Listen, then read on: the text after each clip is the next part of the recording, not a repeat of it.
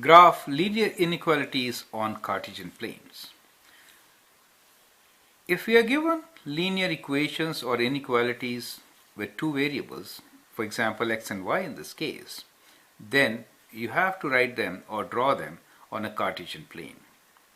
So here are three examples for us, and we will see how to sketch these inequalities on a Cartesian plane, right? So let me draw three Cartesian planes for them. So we'll do three separate graphs. I'd like you to make an attempt to draw them. So you can pause the video, sketch it, and then you can look into my solution, right? That way you will have more confidence in doing things. Now the very first one is y is less than x plus 1. When you get an equation like this, you have to understand that y is not equal to x plus 1, but it is less than x plus 1. That is how you have to read it. Then it becomes clear, right? So what we can do now is we can draw y equals to x plus 1, knowing fully well that our inequality is not including that line. That line forms a boundary, correct? And all the values of y below that line forms or satisfies the inequality. Let's sketch the line y equals to x plus 1. So here the y-intercept is 1. So let's say 1. That is our first point, the y-intercept. Slope is 1. So we can go up and right 1, then up and right 1. So we get these points, right? We can also go down and 1 to the left. So with these points can be joined with a dotted line, right? And these points represent the line y equals to x plus 1. You should remember, since the inequality being solved is y less than x plus 1, this line is not a part of solution, correct? The part of solution is y less than. That is kind of critical. Less than, do you understand? Less than means downwards. So all these points which are below the line forms the part of solution for our given inequality, right? So you could shade this, and what you get is your inequality in Cartesian plane. Do you understand? That is how you are going to represent the given inequality on a coordinate plane, correct? Now, what you can do is, you can test. The best point to test is 0, 0. Now, will 0, 0 satisfy the equation or not? That is what is to be seen. So if I put 0 for x and 0 for y, what do I get? I get 0 is less than 0 plus 1. 0 is less than, that means 0 is less than 1, and that is true, correct? That is true, and therefore, and it is within our shaded portion, and it is true.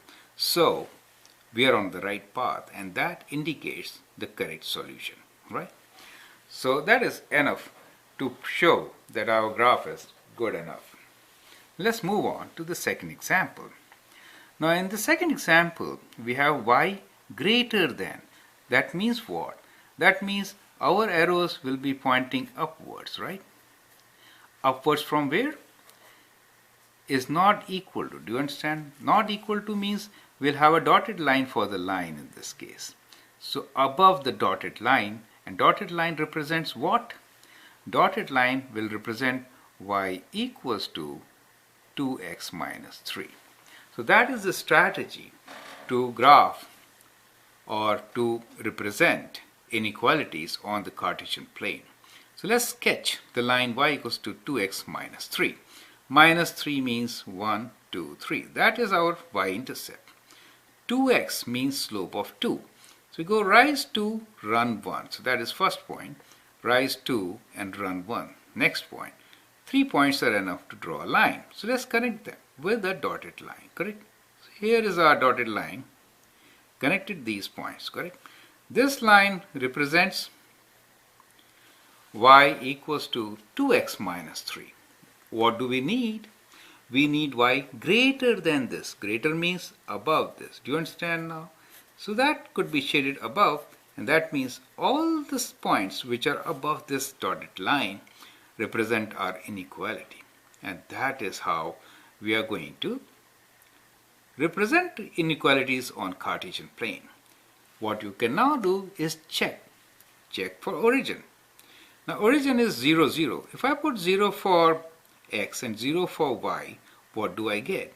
I get 0 is greater than -3, and that is true. Is it okay?